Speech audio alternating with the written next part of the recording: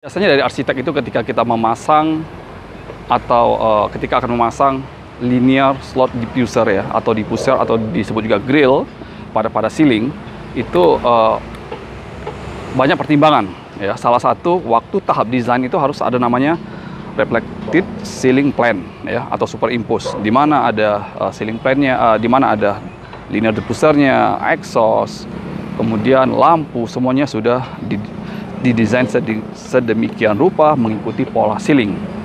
Oke, sekarang kita akan membahas bagaimana seorang arsitek memandang bentuk atau secara fisik grill linear slot diffuser ya, secara fisik yang membuat mereka nyaman, yang membuat indah. Karena jangan sampai ceilingnya ada di atas, diffusernya ada di atas ya, tapi secara pandangan itu jelek. Ya, itu yang kita bahas di sini adalah yang model square atau directional linear slot diffuser ya. Linear slot diffuser di sini biasanya itu menggunakan yang 2 slot, karena 2 slot ini masih indah. Lebarnya masih ada paling di 5 cm. Ada juga yang dia 3 slot, ada 4 slot. Slot itu ada arti lubang ya. Nanti dari gambar bisa Anda lihat ada lubangnya itu. Dia memanjang ya. Satu panjangan itulah dinamakan slot. 2 panjangan 2 slot, 3 slot, 4 slot. Itu berdasarkan kapasitas. Jadi seleksinya berdasarkan kapasitas. Kalau seandainya kita nggak mau kalau kita mau kelihatan manis, biasanya secara arsitek itu maunya 2 slot, bahkan 1 slot ya. Cuma kalau 1 slot kapasitas terlalu kecil. Ya, jadi seorang arsitek, kalau Anda seorang arsitek, itu yang perlu Anda perhatikan ya. Anda bisa ngomong ke orang ME-nya, bisa lihat sampelnya, sampel slot linear diffusernya. Itu harus ya, karena nanti itu akan berefek terhadap tampilan ceiling Anda. Kemudian Anda sebagai orang ME, mechanical, electrical, plumbing, Anda juga harus paham ya. Jangan hanya ketika kita mendesain Anda hanya menerima, ketika supplier atau produk yang ditawarkan oleh kontraktor seperti ini, Anda langsung iya kan.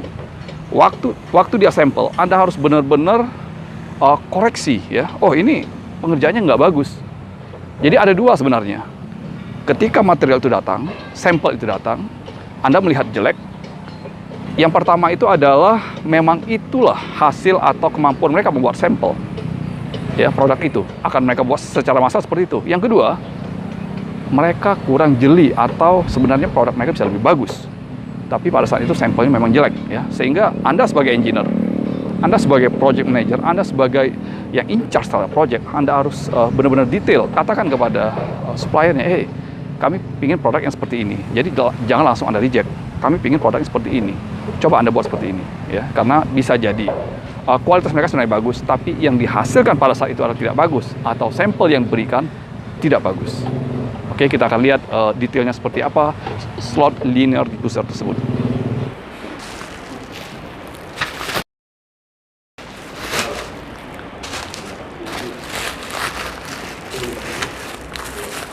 Ini kita buka dulu nih, linear slot diffuser.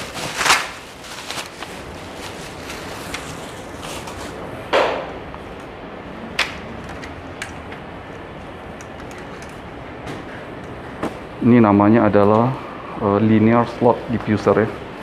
Ini adalah tempat udara keluar dipakai pada AC ducting.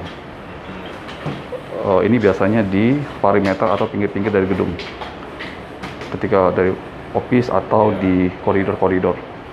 Yang paling penting ketika arsitek menyeleksi untuk yang model begini, ini adalah kualitas dari sambungan. Coba, ini kita dari versi arsitek. Coba Anda lihat. Ini model begini ini ya. Model begini ini tidak diizinkan nih. Coba lihat ya. Hindari ketika Anda mendapat ketika dalam seleksi itu ya, Anda harus panggil arsitek. Ini tidak diizinkan nih. Ini juga tidak diizinkan ya. Ini tidak bagus. Ya, yang bagus itu adalah seperti ini. Lihat, tidak terlihat ada sambungan. Ya, ini dari segi arsitek. kita akan coba lihat yang untuk air grill lagi ya, yang ceiling type. Ini juga ceiling type. Kita buka yang grill directional ceiling diffuser. Ini komplit dengan OBD ya. Kita lihat. Ini adalah produk sampel. Hal apa aja yang harus kita perhatikan pada saat kita selection ini? Ya, lihat secara pengerjaan ya, workmanship, kualitas. Nih, kita lihat dia bagus.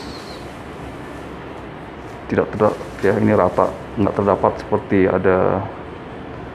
Coba, ya, ini dipakai di ceiling. Sizingnya biasanya 40 kali 40. Ya. Kemudian ini ada OBD. Coba mungkin terus. Ini OBD ya. Ini untuk kita balancing. Anda juga harus waktu pengecekan ini juga harus dicek nih. Waktu ada udara itu dia nggak boleh keras. Dia nggak boleh bunyi-bunyi. Karena akan noise.